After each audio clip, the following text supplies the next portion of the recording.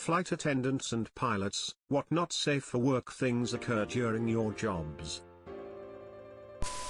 Not a pilot of FA, but I fly between 100 to 150 flights a year. One time I was flying out of a small Midwest airport to Dallas. I roll up to the airport restaurant/bar to get a bite and a drink before takeoff. I notice this lady sitting by herself at the bar. A gentleman approaches her. They seem to be hitting it off, flirting, laughing, etc. Time comes to board the plane, and since this was on Southwest Airlines, it was pick your own seat. Naturally they sit next to each other, I am a few rows behind them. Flirting leads to touching, and then kissing. You can see that hands are wandering everywhere. By this point, I am not the only casual observer, about 3 or 4 other guys are looking and laughing, we all bond over their public display. It escalates to a point where she gets up to go to the bathroom, about 30 to 40 seconds later he follows, apparently they thought that was enough time to be inconspicuous. As he approaches the bathroom she is already in.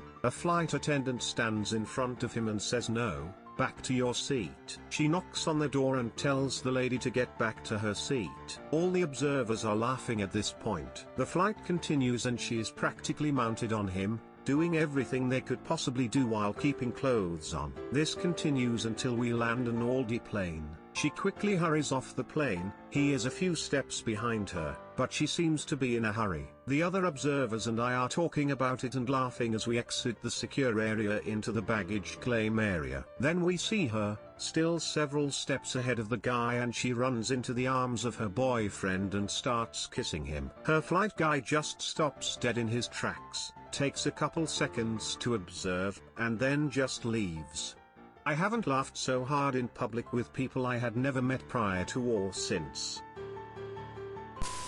Everyone is telling once-in-a-lifetime type stories, but the most common not safe for work thing that happens on airplanes is dudes falling asleep and getting noticeable boners. Edit, I have a new appreciation for top commenters lol.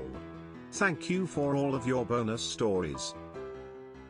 I was that guy once. Woke up with a blanket, and when I thanked the steward he told me why I got the blanket. Thank you for the blanket. Stewardess, we were all tired of looking at your dick. Edit, thank you for the gold. I should be shocked that my highest rated comment is about loves the skooma stick, but I'm not. Stay glorious Reddit. As a flight engineer in the AF flying out of an island in the Pacific, a sailor had fallen overboard and drowned. The Navy recovered his body a few days later. Since this is downrange, only a body bag is available, not a transport casket. Before takeoff the loadmaster comes to the cockpit screaming, yelling and babbling. He says the body in the bag is wiggling. Turns out eels have entered his body via his mouth and are wiggling within his body and causing the movement. Obligatory not me but a friend of mine disclaimer. I have a female friend who flies transatlantic as a flight attendant. She told me a story of how one of the passengers had been in the bathroom for at least 15 minutes. Being a busy flight, people were pissed off and complained to her that he had been in there for a long time. She went to the door, knocked a couple of times with no response. Obviously being concerned for this passenger's safety, the doors were opened. Inside was a guy on toilet, trousers around ankles, headphones in his phone with porn playing and flaccid penis in hand. Bro fell asleep while whacking it in an airplane toilet. Embarrassment ensued. A couple of our boys were on the return leg of an offshore crew change. 15 minutes out from the deck, they catch movement in the back. One of the passengers has unbuckled his harness and is getting up out of his seat. Big no on a helicopter. But before they can do or say anything, the guy grabs an airsick bag, drops his DAX, positions the bag under his bum and lets rip. The bag lasted maybe 3 seconds. Explosive does not do this bout of diarrhea justice. Volcanic might not. If I hadn't seen the photos, I wouldn't have believed it. It coated the floor, his seat, the seats beside it and the poor sods in them, splashed the windows and ceiling and row of seats behind. Shit everywhere. And the smell. The real kicker is that, even though they're only 15 minutes from the rig, they couldn't go back. If they did, the chopper would be stuck on the deck until it could be decontaminated by a cleaning crew. There's only one deck, so we'd have to send a second helicopter out to winch down said cleaning crew, a dangerous and expensive operation. Meanwhile, everyone due to come off swing in the next few days would be stuck on the rig until we did, while there wouldn't be enough beds in the town for the incoming crews. And the nature of the rig is such that it can't fully operate while there is a chopper on deck. Literally millions of dollars in lost production. One dude with a rumbly tummy he didn't tell the rig medic about because he was just that keen to get home, and several hundred people are, potentially, right up shit creek. So, they take one for the team and push on. Tell the culprit to sit back down and put his harness back on and pray for a tailwind. 2 hours flying back to base. It's Australia, tropical and summer, and commercial helicopters don't have great aircon. The smell gets worse, and worse, and it's not helped when some of the guys have to use the sick bags for their intended purpose. By the end of the flight, the pilots are all but flying with their heads out of the cockpit windows just to breath, and have given serious consideration to landing as soon as they were over the mainland, or any land. When they finally got in, it was approaching swamps of Dagobah level stank. Never had a disembark that fast, and you'd better believe the pilots did shut down in record. There was a queue for hoses. When the engineers started to do a damage assessment, it was even worse. That shit was runny, and grainy, and found its way into every crack and crevice and bolt hole. The seats nearest to the guy were literally soaked in shit and puke, and it was in the life vests and cabin raft. There was even splash in the cockpit. Everywhere. We had to fly in a specialist cleaning crew, the kind that normally does crime scenes, and fully strip and dismantle the cabin down to bare fuselage. In the end, the guy's seat and the seat of the guy to his right were so saturated, so caked and stained and soaked with his shit that we had to write them off. Tens of thousands for replacement, plus more in maintenance and lost flying time. The guy in that second seat sat there, coated head to toe in his seatmate's shit the entire flight without moving or saying a single word.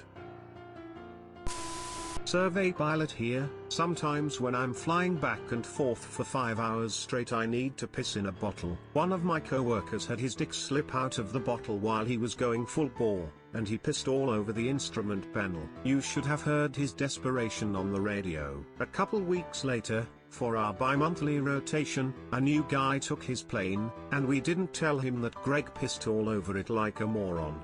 Fricking Greg. Hello Control, Greg just pissed all over the fricking panel. I repeat, Greg is an absolute dumbass. I was a flight attendant for 6 years. Summer flights to party islands like Ibiza, Mallorca and Mykonos could get quite raunchy, like women boarding in fishnets, wanking and blowjobs at the back of the aircraft. Edit, by fishnets I don't mean just tights, I mean full body fishnets. No bra and the skimpiest thong you can imagine. And that's just the airline staff. Not me, but a friend who's a flight attendant who came across this really stubborn male passenger who wanted a sanitary pad that he saw the flight attendant hand over to a female passenger, convinced that it was an eye mask thing you put on before sleeping. Arguing with her about it, she finally gave in and gave the sanitary pad to the guy, who coolly removed the anti-adhesive and stuck it on his eyes and went to sleep. This happened to another pilot at our company. We fly small planes with no doors between the cockpit and the cabin. We usually put our jackets behind our seats. A passenger sitting in the front seats could easily grab them without us noticing. At the end of one flight, he noticed that the passenger on the left front seat was sitting on his jacket. Very odd, but whatever. The passengers deplaned and he went to pick up his jacket. That's when it hit him. The passenger had taken a shit on the seat, grabbed the pilot's jacket and put it over the shit and sat back down on it. It was only a 20-minute flight. How badly do you have to go? Thanks Reddit. My highest comment is now about shitting on a plane. I'm a pilot and spent a lot of time scouring NTSB reports for various reasons. One time, I ran across an interesting one. The NTSB's probable cause was the pilot in command's improper in-flight decision to divert her attention to other activities not related to the conduct of the flight. Contributing to the accident was the exceeding of the design limits of the airplane, leading to a wing failure.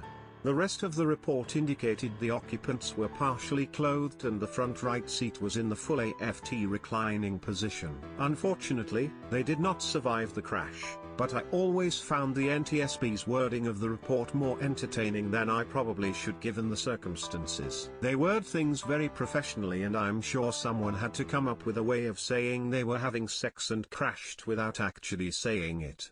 Report is here. I am a test pilot for a small startup. Landed a few weeks ago at a small airport in the middle of nowhere to empty my piss bottle / fill up my water bottle. My right seat wanted to check out the heli that was there, Long Ranger. I went to use the bathroom and he comes running to me. Turns out the 2 medics for the local medevac service were in the heli making bam bam. We got to watch them both run naked from heli to their training station. On the way out over the radio we got asked to never discuss what we saw. Sorry, this is a great story, but all I can think about is whether those were 2 separate bottles or not. Flying for 5 years as an FA-1.